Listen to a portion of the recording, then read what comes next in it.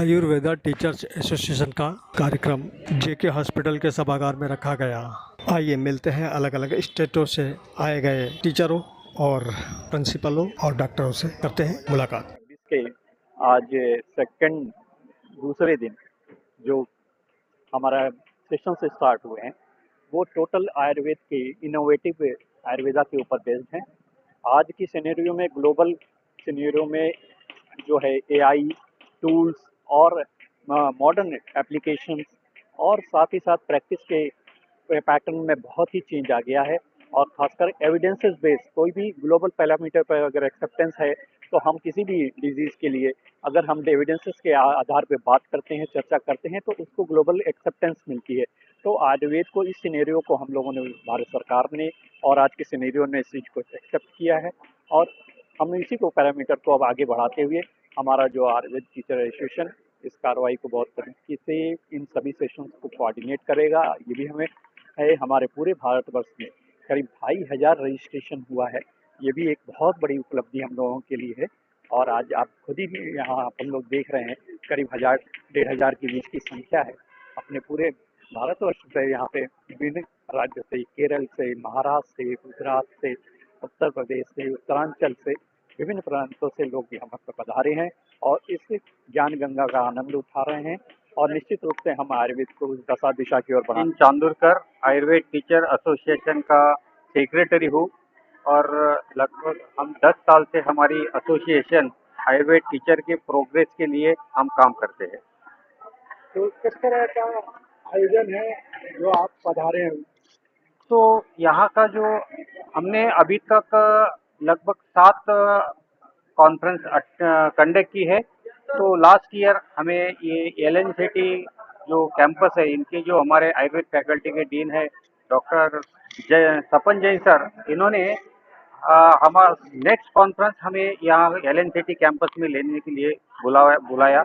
तो यहाँ आने के बाद मुझे बहुत अच्छा लगा कि यहाँ का जो कैंपस है बहुत ही अच्छा कैंपस है। इनका जो आयोजन है, जो एलन सिटी ग्रुप जो है, एलन सिटी ग्रुप ने जो ये कॉन्फ्रेंस के लिए जो आयोजन किया, बहुत ही सुंदर तरीके से यहाँ का आयोजन किया है। कैंपस भी बहुत बड़ा है और बाकी जो लोग भी जो यहाँ पूरे इंडिया से जो लोग आए वो ये कैंपस देख के, ये आयोजन देख के बहुत खुश हुए हैं यहाँ के लोग। जी नमस्ते, मैं डॉक्टर आशीष काटे। मैं नागपुर आयुर्वेदिक कॉलेज में प्रोफेसर हूँ और कॉन्फ्रेंस के लिए नागपुर से आया हूँ। कॉन्फ्रेंस का आयोजन आयुर्वेद टीचर्स एसोसिएशन और एलएन आयुर्वेद कॉलेज भोपाल की ओर से किया गया। बहुत ही उन्नत और हाईली साइंटिफिक कॉन्फ्रेंस है और यहाँ पे सारे यूजी पीजी के बच्चों के लिए और टीचर्स के लिए भी बहुत कुछ सीखने के लिए और चीज़ें रखी हुई है। स्पीकर्स के साथ साथ यहाँ पे models, poster competition, paper presentation, एक पूरा चीज जो साइंटिफिक कॉन्फ्रेंस के लिए होता है वो हो रहा है। मध्य प्रदेश और खास करके भोपाल और एलन में ये कॉन्फ्रेंस होना भोपाल के लिए बहुत बड़ा गौरव का क्षण है और मैं मेरी पूरी शुभकामनाएं कॉन्फ्रेंस के लिए देता हूँ और कॉन्फ्रेंस ऐसे आगे भी होती रहेगी। आप और कॉन्फ्रेंस के लिए आयोजक का बहुत बहुत धन्यवाद। और मैं doctor Harindra Mohan Shukla, government Ayurvedic college Raipur से अकाउंट हेड के पोजीशन में आया हूँ। मैं गवर्नमेंट आयुर्वेदिक कॉलेज रायपुर में professor head department of Sanskrit में वर्किंग हूँ और आज और कल कार्यक्रम में यहाँ शामिल हूँ। क्या सुनना चाहेंगे इस कार्यक्रम के संबंध में?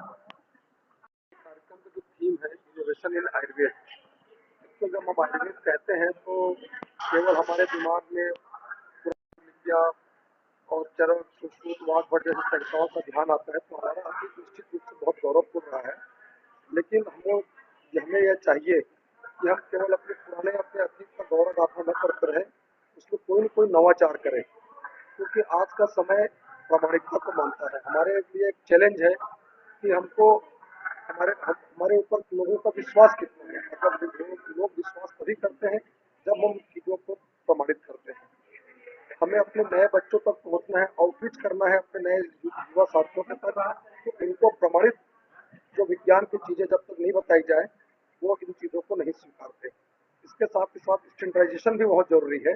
इन सब चुनौतियों के लिए ऐसे इनोवेशन होना बहुत आवश्यक है और निश्चित रूप से विगत कई वर्षों से आयुर्वेद के क्षेत्र में नवाचार हुए हैं।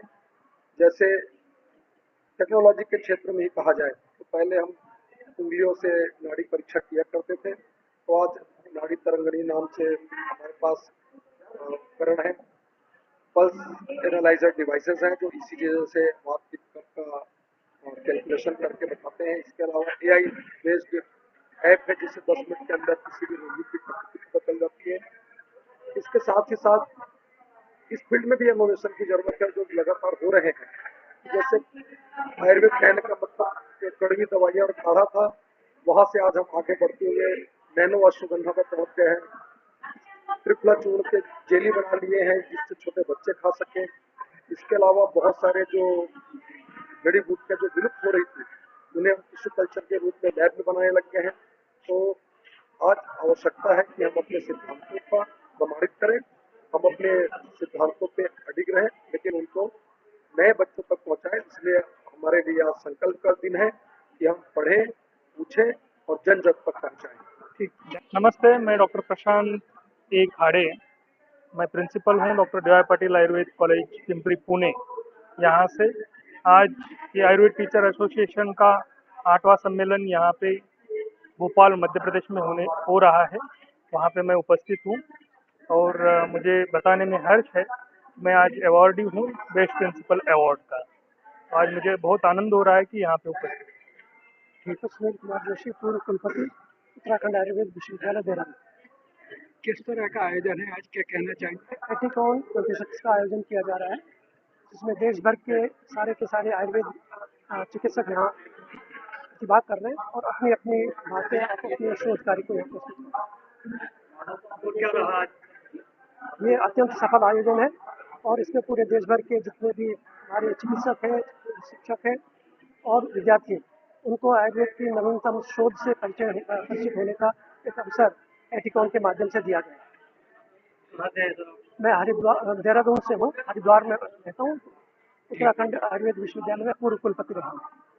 मेरा नाम डॉक्टर भूपेंद्र कुमार मिश्रा, मैं यहाँ राधारमण आयुर्वेदिक मेडिकल कॉलेज में प्रिंसिपल के पद पर कार्यरत हूँ। क्या कहना चाहेंगे आज के कार्यक्रम?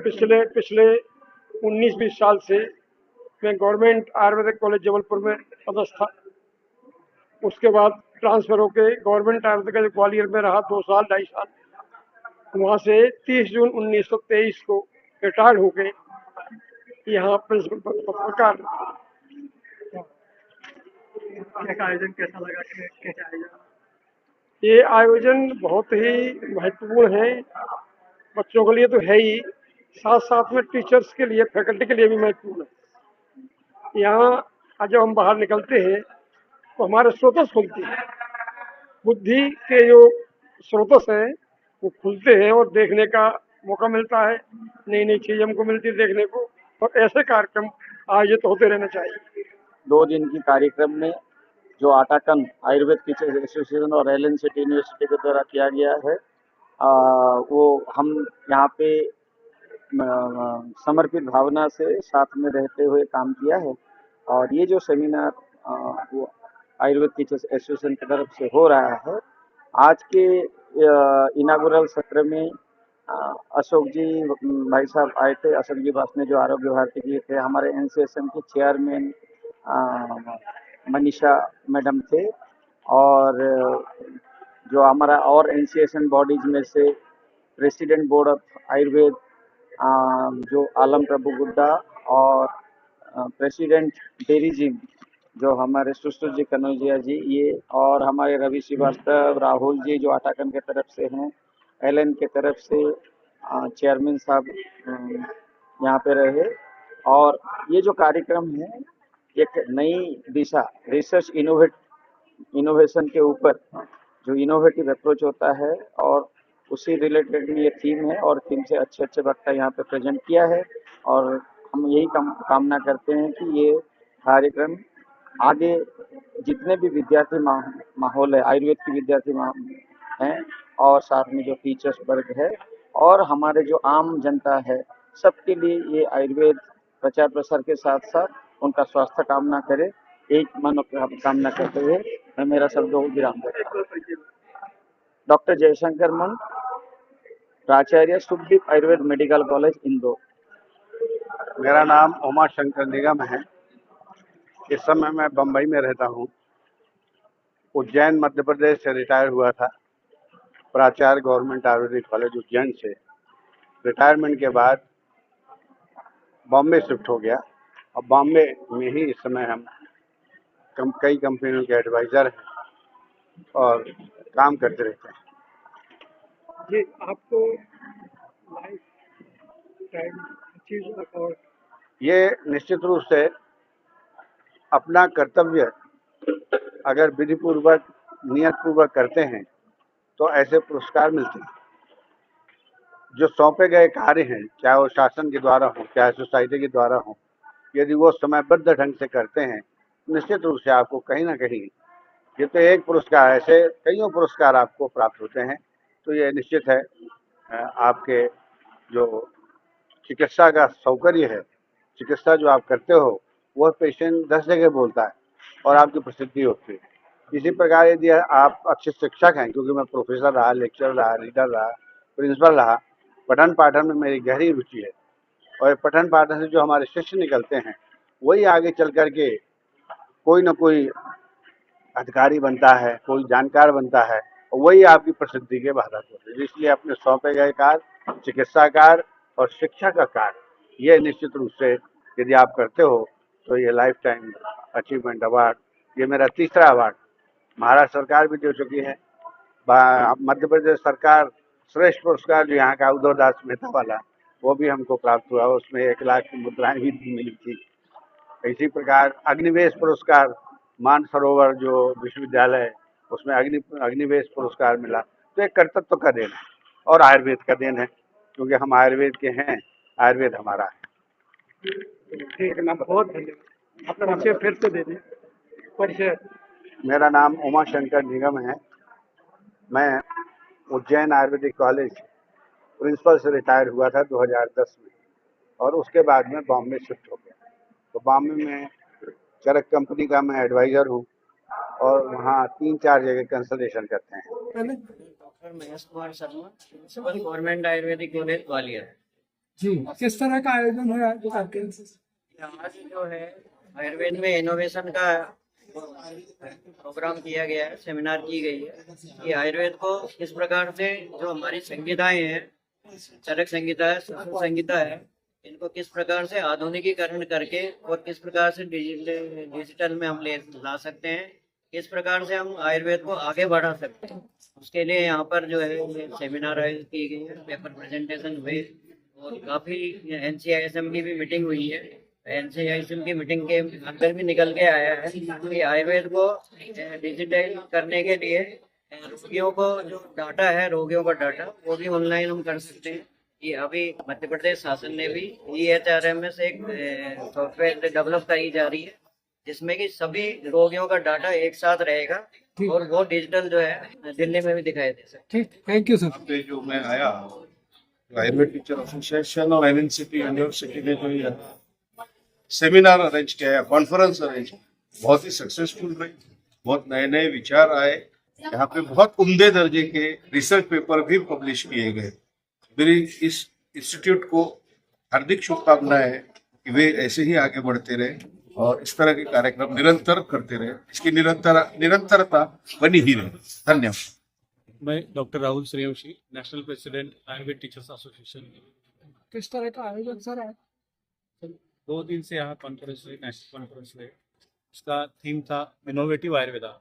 आयुर्वेद में ट्रेडिशनल मेडिसिन है, ट्रेडिशनल नॉलेज है। पिछले 3000 साल से हम जो नॉलेज है आयुर्वेद का वो सिखाते हैं बच्चों को। उसके साथ अभी बच्चे AI के माध्यम से नए नए मेडिसिन पढ़ रहे, नए नए टूल्स बना रहे। तो बच्चों का जो ब्रिजिंग होना चाहिए, traditional knowledge with modern technology, तो वो ब्रिजिंग करने के लिए जो करना चाहिए, उसके लिए एक कॉन्फ्रेंस जो है वो हमने ऑर्गेनाइज की है। इस कॉन्फ्रेंस में around 2500 teachers, doctors, researchers, students सम्मिलित हुए। इस कॉन्फ्रेंस में around 850 research paper, scientific research paper present हुए, पोस्टर प्रेजेंटेशंस हुए और उसके साथ मॉडल प्रिपरेशन कंपटीशन भी हुआ और पीएचडी पीजी के थीसिस प्रेजेंटेशन भी हुए। That means it shows that 850 innovative ideas इस कॉन्फ्रेंस में सामने आ गई। इस कॉन्फ्रेंस के लिए एलसीआईएसएम के chairman doctor Manisha Kotekar ma'am, LCISM के बोर्ड ऑफ आयुर्वेद के प्रेसिडेंट डॉक्टर आलम प्रभु गुड्डा सर, बेरिज्म के प्रेसिडेंट डॉक्टर सुश्रुत कनौजिया और यूनानी सिद्ध बोर्ड के president doctor Wasim Ali Khan sir. तो पिछले 2 दिन से इस कॉन्फ्रेंस में हमने स्टेक होल्डर्स की मीटिंग भी आयोजित की थी। कल मीटिंग हो गई, उसमें टीचर्स, स्टूडेंट, मैनेजमेंट्स और प्रिंसिपल्स उनके साथ एलसीआईएसएम की टीम ने संवाद किया और आयुर्वेद एजुकेशन को कैसे बढ़ावा दिया जाए, आयुर्वेद एजुकेशन काल संगत कैसे होगी, इसका हमने जायजा लिया।